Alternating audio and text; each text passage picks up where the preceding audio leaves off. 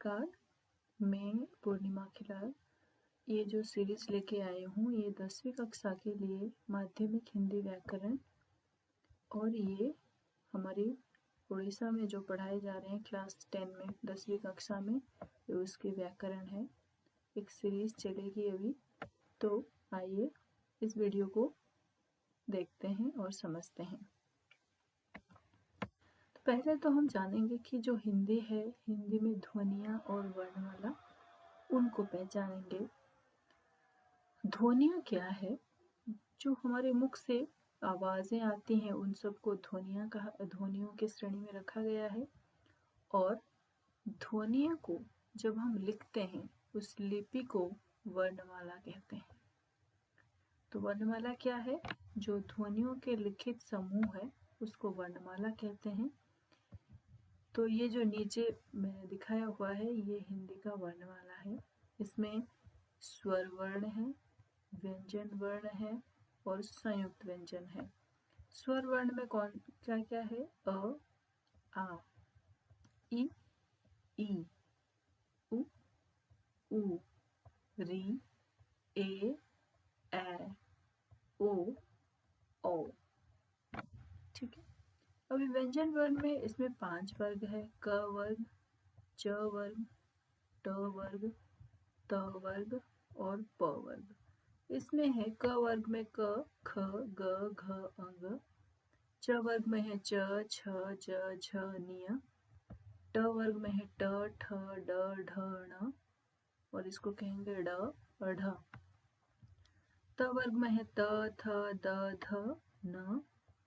प वर्ग में है प, फ, ब, भ, म। अंतस्थ में है य, र, ल, व। उसमें है श, श, स और ह। और ये संयुक्त व्यंजन है क्ष, त्र, ज्ञ और श्र। ठीक है। तो ये सारे हिंदी के वर्णमाला है। स्वर वर्ण में ये जो है ये स्वर वर्ण में आते हैं और ये व्यंजन वर्ण है। ठीक है, चलिए आगे बढ़ते हैं। जो संयुक्त व्यंजन में आयोग वाह, इसको अनुसार कहा जाता है और इसको विसर्ग कहा जाता है। अनुस्वर से अंग की ध्वनि निकलती है और जब विसर्ग का चिन्ह लगता है वहाँ ह लगा के हम पढ़ते हैं, जैसे स्वतः, प्रातः। ठीक है। अच्छा, तो अभी हिंदी में ये जो वर्ण है अ, इ, उ, री, इसको ह्रस्व स्वर कहते हैं। आ, इ, उ, ए, ओ, औ, ये दीर्घ स्वर कहलाते हैं। तो अभी हम कुछ अन्य संयुक्त व्यंजनों को जानेंगे कि उनको कैसे लिखा जाता है। पाई वाले शब्दों को पहले समझते हैं कि पाई वाले शब्द क्या है। देखिए, इसमें है ये एक पाई वाला, इसमें है पाई। ठीक है। और ये है पाई, ये है पाई वाला शब्द, ये, ये। तो ये सब जो पाई वाले शब्द हैं, पाई वाले वर्णों के पाई हटाकर उनको संयुक्त व्यंजन में कुछ इस तरह लिखा जाता है। कच्चा, ग्लानी में ये वाला पाई हटाया गया है, कच्चा में ये वाला पाई हटाया गया है और यहाँ पे संयुक्त व्यंजन बनाया गया है। बिना पाई वाले वर्ण में हल की मात्रा देकर, जैसे चिट्ठी, हड्डी, पाठ्य, कुछ इस तरह संयुक्त व्यंजन लिखा जाता है। जो हुक वाले शब्द होते हैं इससे निकलता है। चलिए यहाँ देखते हैं हुक वाले शब्द कौन से हैं। क हो गया, फ हो गया, तो इनमें हुक है। ये जो हुक वाले शब्द हैं उनको कुछ इस तरह लिखा जाता है, जैसे पक्का, हफ्ता। और कुछ संयुक्त व्यंजन जो दो व्यंजनों से मिलकर बनते हैं, इनको द्वितीय व्यंजन भी कहते हैं, जैसे ट, ड, ध, द। उनको कुछ इस तरह लिखेंगे। ट हल देकर, हल की मात्रा लगाकर हम लिखेंगे। इसको पढ़ेंगे ड, ध, ध्भ, द, द्य, व, ल। य, म। इनको हम हल की मात्रा के साथ लिखेंगे। और कुछ इस तरह के वर्ण जो हमें अच्छे से समझ में नहीं आ रहा है उनके जगह पर हम ये वाले लिखेंगे। अ, री, छ, इसको हम री पढ़ते हैं, री। उड़िया में साथ इसको रू कहते हैं। झ, ण, ध, भ, श, क्ष का प्रयोग करें। क्ष, उसको उड़िया में क्ष कहते हैं, हिंदी में उसका सही प्रोनाउंसिएशन है क्ष। चलिए अभी देखेंगे ड और ढ। ड और ढ का लेखन कहाँ कहाँ इसको कैसे प्रयोग किया जाता है। कुछ निम्न स्थितियों में ड और ढ का प्रयोग होता है। जैसे कोई भी शब्द हम आरंभ में क्या करेंगे, ये वाला ड का प्रयोग करेंगे, ये वाला ड का प्रयोग करेंगे या ये वाला। जैसे डाली, डमरू, ढक्कन, ढोल। संयुक्ताक्षर में लड्डू, उड्डयन, बूढ़ा। उपसर्ग के बाद सुडौल, बेढंगा, निढाल। अंग्रेजी से आए शब्दों में जैसे रेडियो, पैड, इन सब में ये ड और ढ का प्रयोग करेंगे। निम्न स्थितियों में ड और ढ का प्रयोग किया जाता है। जैसे पड़ताल, छोड़ना, कड़ी, बढ़ना। शब्द के अंत में भी ये वाला ड और ढ का प्रयोग किया जाता है। जड़, रगड़, बाढ़, अनपढ़। अभी र, यहाँ पे देखिए ये वर्ण है, र व्यंजन वर्ण है, इसका मात्रा है। इसको र पदयन कहते हैं, इसको रेफ कहते हैं। और ये जो देख रहे हैं ये भी र का एक रूप है। र के पूर्व कोई व्यंजन ना हो तो र पूरा लिखा जाता है। जैसे रज, सरस, सार। अब र के पूर्व पाई वाला व्यंजन हो, पाई वाले क, ग्र, प्र, ब्र, स्र, इनमें र पदेन जो ये वाला चिन्ह है ये लगता है। र और क पूर्व श, जब र श के साथ लगता है कुछ इस तरह हो जाता है, श्र। ठीक है, ये कुछ इस तरह हो जाता है। जब र पाई वाला व्यंजन हो तो र क्या करता है, र नीचे लग जाता है।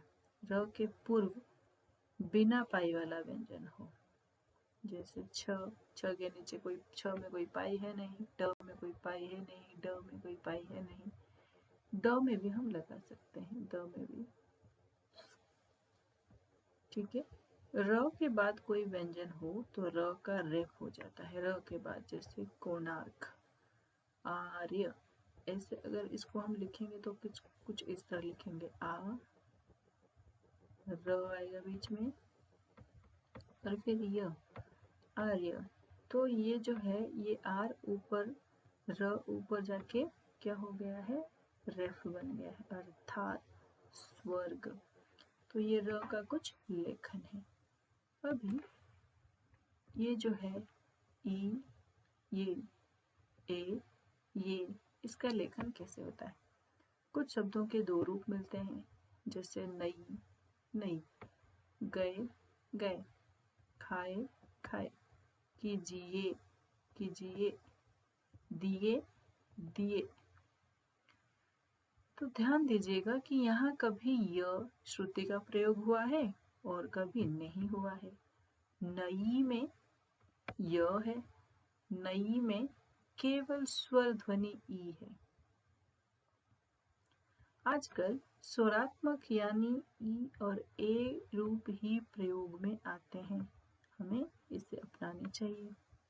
यह भी ध्यान दीजिए कि कुछ शब्दों के मूल अंश के रूप में य प्रयुक्त होता है, जैसे स्थायी, दायित्व, अव्ययी भाव।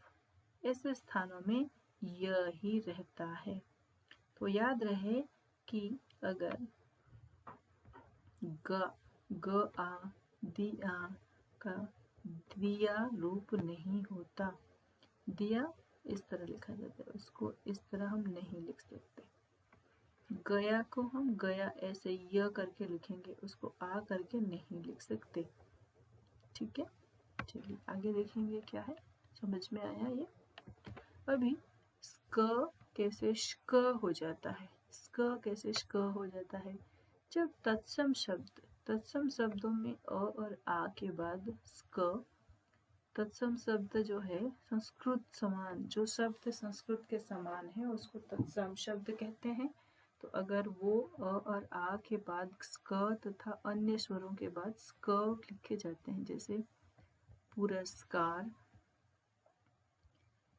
यास्क, भास्कर, अयस्कांत। देखिए र के बाद ये यहाँ पे अ आता है, अ आ रहा है, यहाँ पे या आ रहा है, यहाँ पे भी आ रहा है, ये सब तत्सम शब्द है। और बाकी जहाँ पे भी ये वाला श्क आया है, परिष्कार, कनिष्क, निष्कर, पुष्कर। ठीक है, अभी बाला क्या लिखा है, बाला जब संज्ञा के साथ योजक प्रत्यय के रूप में आते समय वाला को मिलाकर लिखा जाता है। जैसे टोपी, इसके साथ ये है, टोपी एक संज्ञा है, संज्ञा का मतलब है नाउन, विशेष्य वाले शब्द, उनके साथ वाला ये प्रत्यय लगाया गया है, तो इसको पढ़ेंगे टोपी वाला, गांव वाला।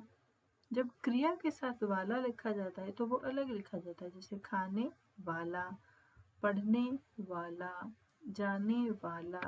नाउन के साथ लिखा है, लिखेंगे तो साथ में मिला के लिखेंगे, और जब हम इसको क्रिया के साथ लिखेंगे तो अलग लिखेंगे। और जब वाला निर्देशक रूप में आते हैं तो अलग लिखा जाता है, जैसे गांव वाला मकान, कल वाली बात, पहले वाला गायक, इनको अलग करके लिखा गया है। अभी स्वर्ण लाघव, जिन तत्सम शब्दों में 3 व्यंजनों का संयोग होता है, तत्सम मैंने बताया कि वो शब्द जो संस्कृत के समान है वो तत्सम शब्द कहलाते हैं। और जब 3 व्यंजनों के मिलाव से वो वर्ण बनता है, वो शब्द बनता है, तो वहाँ एक शब्द में 3 व्यंजन तो नहीं रहते हैं, 2 रहते हैं, उसको द्वितीय मूलक व्यंजन कहते हैं। एक व्यंजन वहाँ गायब हो जाता है तो लुप्त हो जाता है, जैसे अर्ध, उसको लिखेंगे अर्ध, अध, और उसके बाद ये अर्ध। परिवर्तन, परिवर्तन में देखिए 2 त है, तो एक त गायब हो गया है, लुप्त हो गया है, एक ही त के साथ लिखेंगे। कर्ता, इसमें एक ही त के साथ लिखेंगे। परिवर्धन, एक ही ध के साथ लिखेंगे। ठीक है, धन्यवाद।